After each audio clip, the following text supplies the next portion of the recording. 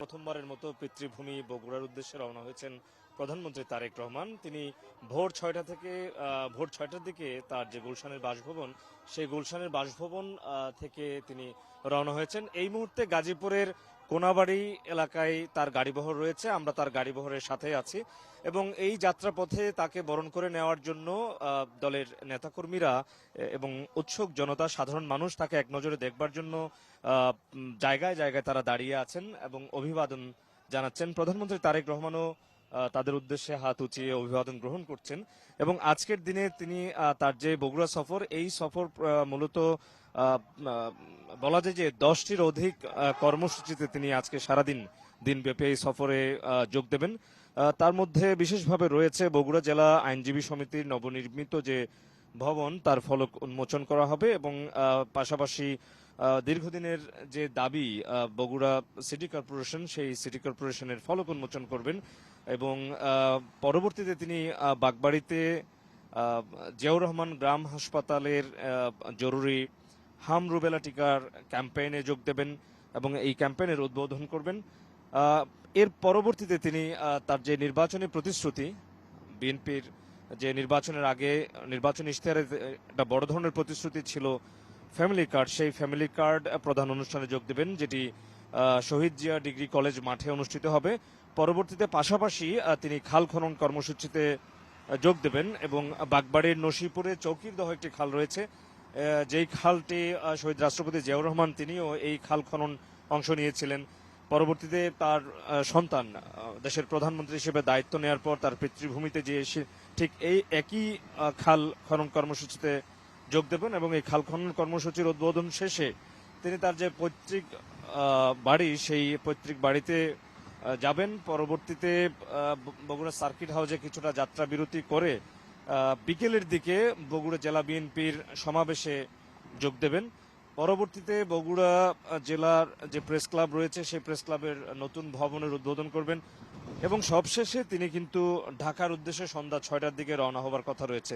আজকের দিনের এই সফরে, বগুড়া সফরে তিনি 10টিরও অধিক কর্মসূচিতে যোগ দেবেন। প্রধানমন্ত্রী তার যে নির্বাচনী প্রতিশ্রুতি ছিল, সেই প্রতিশ্রুতি বাস্তবায়নের অংশ হিসেবে খাল খনন কর্মসূচি, ফ্যামিলি কার্ড সহ এবং সব ধরনের কর্মসূচি যেন তিনি প্রতিশ্রুতি রক্ষার কথা বলছেন, প্রতিশ্রুতি বাস্তবায়নের অংশ হিসেবে কিন্তু এই কর্মসূচিগুলোতে কর্মসূচিগুলো বাস্তবায়ন করবেন এবং যাত্রাপথে আমরা দেখতে পাচ্ছি হাজারো মানুষ তাকে অভিবাদন জানাচ্ছেন, তাকে এক নজর দেখবার জন্য মুখিয়ে আছেন এবং তাকে এক নজর দেখবার জন্য তারা রাস্তার দুপাশে দাঁড়িয়ে অভিবাদন জানানোর জন্য তারা এসেছেন বগুড়া জেলায়।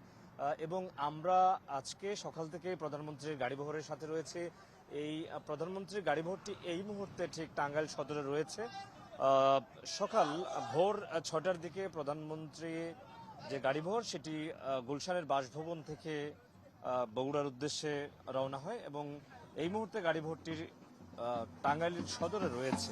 আমরা তার গাড়িবহরের সাথে আছি এবং যাত্রাপথে আপনি দেখতে পাচ্ছেন আমার ক্যামেরায় হাজারো নেতাকর্মী তাকে এক নজরে দেখবার জন্য, তাকে অভিবাদন জানানোর জন্য সড়কের দুই পাশে দাঁড়িয়ে আছেন। প্রধানমন্ত্রী তারেক রহমান তার যে লাল বাস, সেই লাল বাসে করে তিনি বগুড়া যাচ্ছেন এবং তিনিও জনতার উদ্দেশ্যে অভিবাদন জানাচ্ছেন, তাদের অভিবাদন গ্রহণ করছেন এবং প্রধানমন্ত্রী তারেক রহমানের যে নির্বাচনী প্রতিশ্রুতি ছিল, সেই নির্বাচনী প্রতিশ্রুতির মধ্যে একটি বড় প্রতিশ্রুতি ছিল দেশের নারীর ক্ষমতায়নে, নারীর আর্থিক সচ্ছলতা আনয়নে ফ্যামিলি কার্ড কর্মসূচি। সেই কর্মসূচি তিনি এর আগেই কিন্তু তিনি ফ্যামিলি কার্ড কর্মসূচির উদ্বোধন করেছেন। আজকের দিনেও কিন্তু বগুড়া সফরে তিনি ফ্যামিলি কার্ড কর্মসূচির উদ্বোধন করবেন। পাশাপাশি একটি খাল খনন কর্মসূচিতেও তিনি অংশ নেবেন। আপনি জানেন যে শহীদ রাষ্ট্রপতি জিয়াউর রহমানের খাল খনন কর্মসূচি একটি ঐতিহাসিক কর্মসূচি ছিল। এই নদীর পানির স্বচ্ছ প্রবাহ এবং কৃষিতে একটি বিপ্লব, সবুজ বিপ্লব ঘটানোর লক্ষ্যেই শহীদ রাষ্ট্রপতি জিয়াউর রহমান খাল খনন করেছিলেন এবং দেশের অর্থনীতির চাকাকে গ্রামীণ অর্থনীতির যে চাকা, সেই চাকা সচল করবার উদ্দেশ্যে খাল খনন কর্মসূচি। আজকের দিনেও প্রধানমন্ত্রী তারেক রহমান তার বাবার দেখানো যে পথ, সেই পথেই তিনি হাঁটছেন এবং তারই অংশ হিসেবে কিন্তু তিনি খাল খনন কর্মসূচিতে অংশ নেবেন এবং বিকেলে একটি বড় জনসভা রয়েছে, যেখানে বগুড়া জেলা বিএনপির আয়োজনে সেই জনসভায় তিনি যোগ দেবেন। এবং সকাল 10:30 নাগাদ তিনি কিন্তু বগুড়ায় পৌঁছানোর কথা রয়েছে। এই মুহূর্তে আমরা তার গাড়িবহরে আছি। এই গাড়িবহরে কিন্তু সড়কের অবস্থা একেবারে ভালো বলা চলে, কারণ কোনো ধরনের জ্যাম নেই, যানজট নেই এবং যাত্রাপথে বিভিন্ন জায়গায় প্রধানমন্ত্রী তারেক রহমানকে তার যে নেতাকর্মীরা রয়েছেন, সাধারণ মানুষরা নানান জায়গায় বরণ করছেন, প্রধানমন্ত্রী তাদের অভিবাদন গ্রহণ করছেন।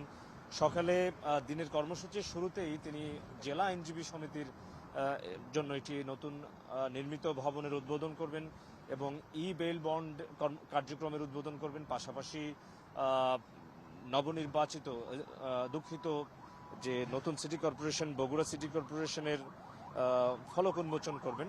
এরপরে তিনি